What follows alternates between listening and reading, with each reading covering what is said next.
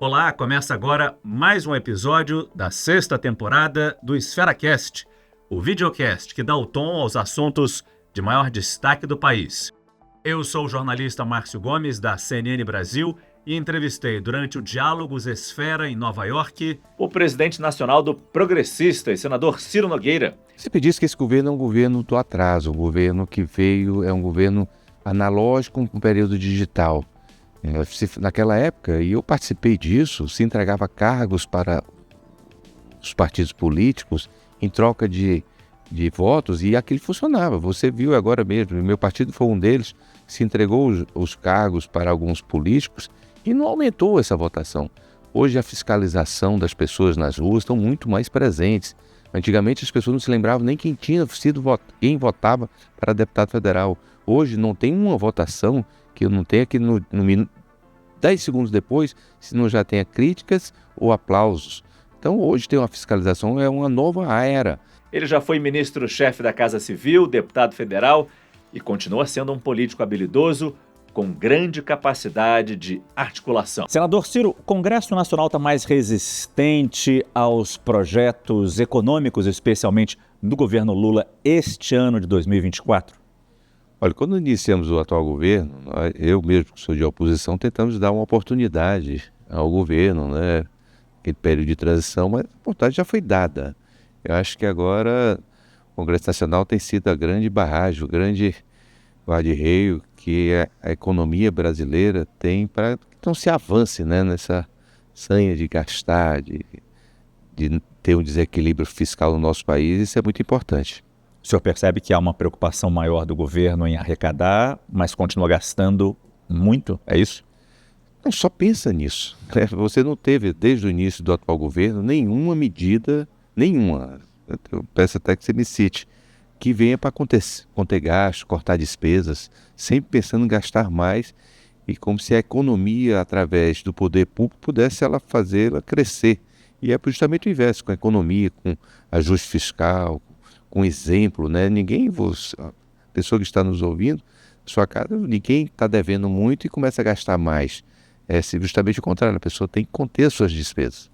Com toda a franqueza que nós sempre tivemos, o senhor pediu sugestões, até dou uma sugestão.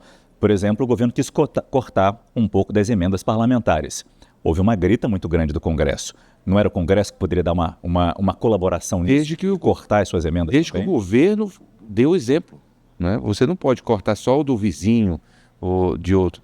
Agora o governo não tem, você te pede, como eu te citei, qual foi a medida do atual governo que veio para diminuir gastos, cortar despesa, tornar a máquina pública mais eficiente, sempre agora mesmo com aumento de cargos, aumento de as estatais sendo inchadas novamente, e isso nós já vimos no passado, deu errado. Muito se fala de uma dificuldade de comunicação que existiria neste governo do Palácio do Planalto, com a Câmara e com o Senado. O senhor percebe essa falha dos ministros da Casa Civil, dos ministros ali do Palácio do Planalto e que deveriam fazer essa interlocução com o Congresso? Sempre disse que esse governo é um governo do atraso, um governo que veio, é um governo analógico com um período digital. Naquela época, e eu participei disso, se entregava cargos para os partidos políticos em troca de votos e aquilo funcionava. Você viu agora mesmo, meu partido foi um deles, se entregou os cargos para alguns políticos e não aumentou essa votação. Hoje a fiscalização das pessoas nas ruas estão muito mais presentes. Antigamente as pessoas não se lembravam nem quem quem votava para deputado federal. Hoje não tem uma votação que eu não tenha que no minuto 10 segundos depois, se não já tenha críticas ou aplausos.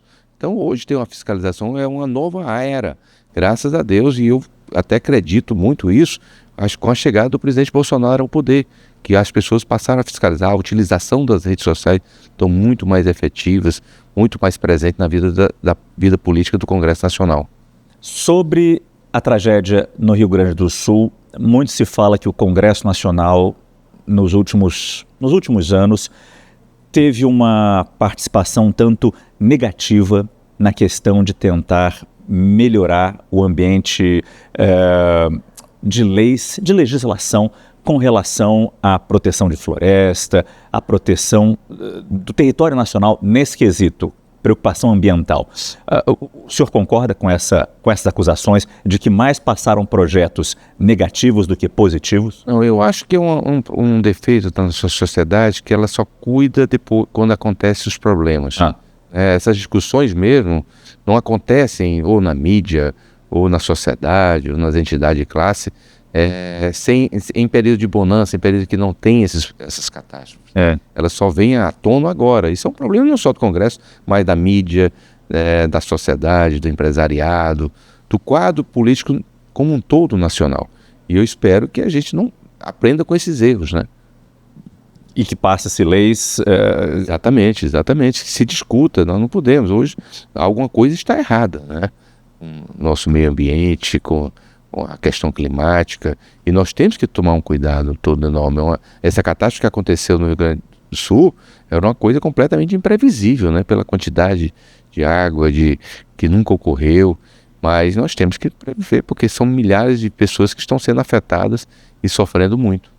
O senhor, então, admite um erro, uma falha do Congresso Nacional nisso? Não só do Congresso, da mídia, do Poder Executivo, do Judiciário, do quadro político como um todo, que não foi capaz de prever isso aqui.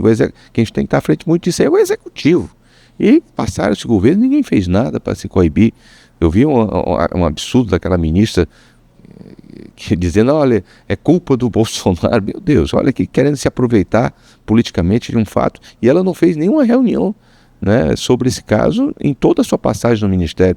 Então são situações que a gente tem que aprender. Eu não estou me furtando, até posso ter tido erros de nós não termos priorizado essas discussões, mas elas têm que acontecer e eu espero que aconteça o mais rapidamente possível. Na última eleição foi eleito um Congresso que muitos afirmam ter sido muito conservador.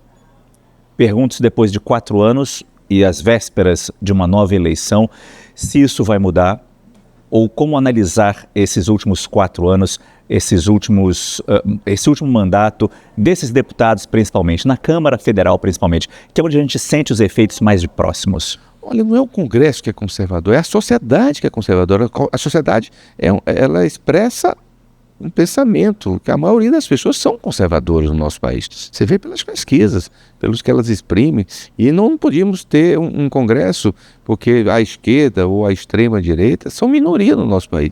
O centro é maioria. Então, nós temos um centro conservador no nosso país, eu tenho muito orgulho de ser uma pessoa conservadora, de pertencer a essa maioria, e isso é uma expressão da nossa sociedade. Eu tenho aqui 3 perguntas, senador, que serão as mesmas a serem feitas para todos os entrevistados. Eu preciso que o senhor responda de bate-pronto. Perfeito. A primeira, de 0 a 10, quanto o caos tributário impede gestores de investirem no Brasil? 10. E o quanto que a reforma tributária vai amenizar esse problema?